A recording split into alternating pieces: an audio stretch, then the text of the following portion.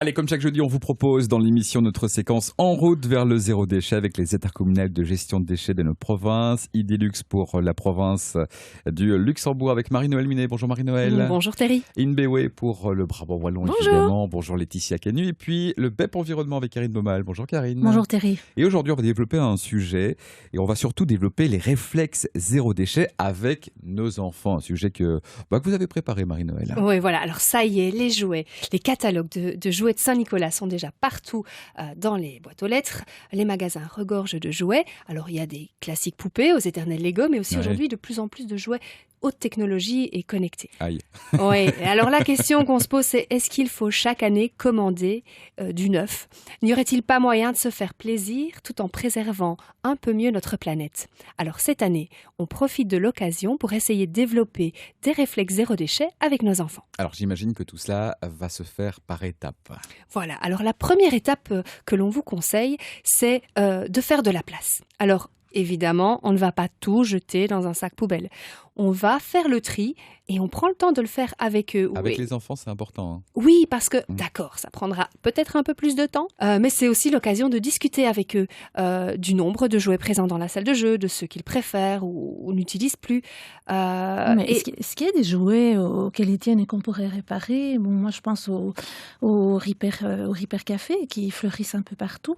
Alors, moi, j'ai pas l'âme bricoleuse. Je pense que ça, c'est vraiment un endroit où j'irai volontiers. Et donc, n'hésitez pas à aller sur le site Repair Together pour trouver le Repair Café qui se trouve près de chez vous. Voilà, ça c'est bon plan, réparer les jouets parce que Exactement. c'est vrai, moi, mes enfants, ils ont des jouets un peu dépareillés ou voilà, on va pas acheter forcément, on peut réparer. Et puis, ils y tiennent souvent. Oui. Voilà. Bon plan. Premier point, est-ce qu'il y a d'autres points qu'on peut mettre en avant ? Tout à fait. On peut aussi penser à les revendre ou à les donner, que ce soit à la famille, aux amis, via des brocantes ou sur Internet, ou encore sur les Reciparcs. Alors, j'en profite pour vous rappeler que le samedi 19 octobre aura lieu la traditionnelle collecte de jouets en bon état dans tous les Reciparcs de Wallonie. Cette action permet chaque année à de nombreuses associations et écoles d'aider Saint-Nicolas à gâter tous les enfants. Alors là, on est dans le domaine évidemment des jouets qu'on va garder, qu'on va réparer, on en parlait il y a quelques instants, mais bon, il y a quand même toute une série de jouets qui sont irrécupérables et là, va quand même falloir penser à les jeter. Les jouets que l'on doit jeter.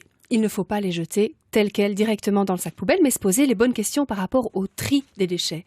Alors, la première chose à faire importante, c'est les piles et les batteries. Il faut toujours les retirer, évidemment, et les déposer séparément au Reciparc ou dans un point de collecte Bébat. Eh bien, parfait. Les piles donc, de côté. Voilà. Alors, une autre catégorie de jouets qui doit aller au parc pour être recyclé, c'est les jouets électriques ou électroniques, qui font partie en fait des DEE, donc des déchets électriques ou électroniques.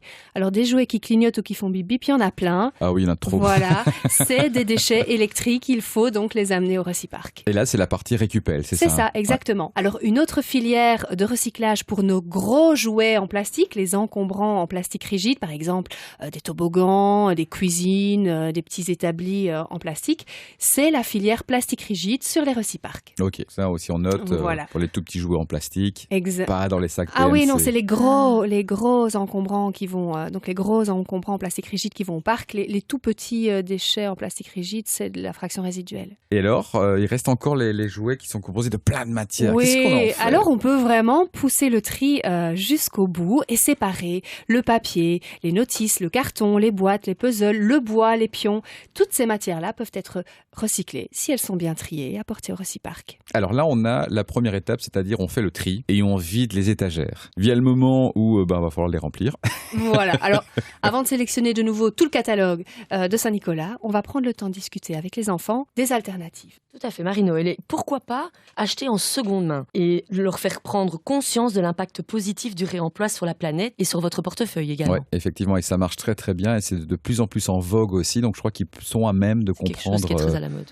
Le besoin et aussi le pourquoi on le fait, ça c'est clair. Il y a d'autres solutions qu'on peut aborder ? Oui, par exemple, les ludothèques et les bibliothèques. Louer un jeu, par exemple, revient à 1 € par mois dans ma bibliothèque. Ça veut dire que pour changer de jeu chaque mois, ça ne leur revient qu'à 12 € par an. C'est pratique. C'est pas cher, oui, effectivement, ça c'est un bon plan. Puis il y a les jouets bricolés soi-même, et surtout faisons appel aux grands-parents pour des moments précieux de partage, avec des déchets, cartons, bouteilles et des matières trouvées dans la nature. Il y a moyen de faire de merveilleux jeux et de profiter de ses grands-parents en même temps. Exactement, et ça c'est hyper important. Et puis moi je rajouterais un petit truc aussi, aussi, parce que je l'ai expérimenté il n'y a pas longtemps. D'ailleurs, sur base de vos conseils, c'est le cadeau dématérialisé. Et ça, c'est vrai que je l'ai utilisé avec ma nièce. Je l'ai emmené quelque part. On a passé une super journée et ça, c'était bien. Donc, le bon plan, c'est pas forcément d'avoir l'objet, mais c'est de passer un bon moment avec une personne. Et ça, c'est bien aussi. Alors, on est prêt. On parle réflexe, zéro déchet avec les enfants. À moins finalement que ce ne soit eux qui en parlent avec nous, parce que je crois qu'ils en connaissent déjà pas mal sur le sujet. Exactement, Thierry. Merci à toutes les trois d'être venues. Merci. Merci, au revoir.